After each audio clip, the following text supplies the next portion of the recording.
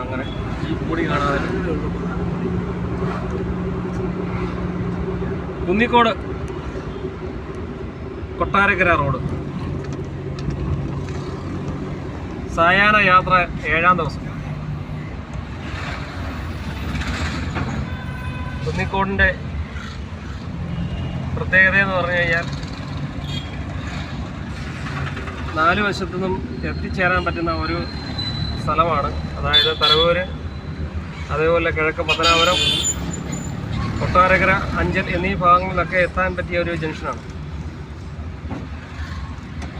കുന്നിക്കോടിന് വരിക എന്ന് പറഞ്ഞാൽ കുന്നുപോലെ കോടിക്കോടി കിടക്കുന്ന ഒരു സ്ഥലം എന്നാണ് പരക്കെ അറിയപ്പെട്ടിട്ടുള്ളത്. ഇന്ന് അതൊക്കെ മാറി.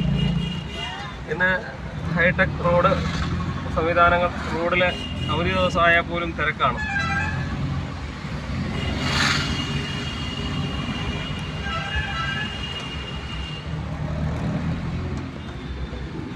സായാഹ്നങ്ങളിൽ തിരക്കിൻ്റെ ഒരു മേഖല, അല്ലെങ്കിൽ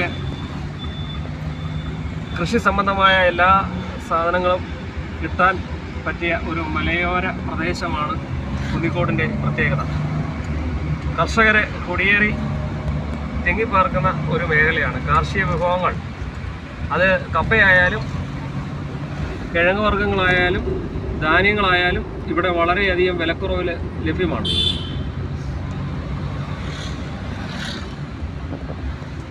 വിവിധ മതസ്ഥർ തിങ്ങിപ്പാർക്കുന്ന ഒരു മേഖല കൂടിയായതിനാൽ എല്ലാ മതസ്ഥർക്കും ഒരുപോലെ സന്തോഷിക്കാനും ഒക്കെ പറ്റിയ ഒരു സ്ഥലം തന്നെയാണ് കുന്നിക്കോട്. മലയോര കർഷകർ റബ്ബർ ഒക്കെ ഇവിടെ നല്ല രീതിയിൽ ഈ പ്രദേശത്ത് കൃഷി ചെയ്യുന്നുണ്ട്. വളഞ്ഞും തിരിഞ്ഞും ഒക്കെയുള്ള റോഡുകളാണ് കുന്നിക്കോടിൻ്റെ മറ്റൊരു പ്രത്യേകത.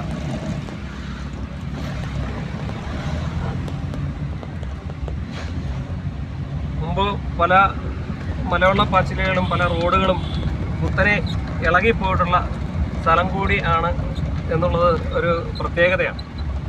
ഗ്രാമങ്ങളിലൂടെ ഉള്ള ഈ യാത്രയുടെ ഇന്നത്തെ ദിവസത്തിൻ്റെ സായാഹ്നം നമുക്ക് വൈൻഡപ്പ് ചെയ്യാം. ദൂരെയും ചാരയുമായി ഇരിക്കുന്ന ഒരുപാട് സുഹൃത്തുക്കളൊക്കെ ഉണ്ട്. അവരുടെ കണ്ണിലേക്ക് ഈ സായാഹ്നത്തിൻ്റെ ഈ കാഴ്ച എത്തിക്കുക എന്നുള്ളതാണ് ഈ ഗ്രാമങ്ങളിലൂടെയുള്ള ഈ യാത്രയുടെ പ്രത്യേകത. അപ്പം അതുപോലെ നമ്മൾ എപ്പോഴും പറയാറുള്ള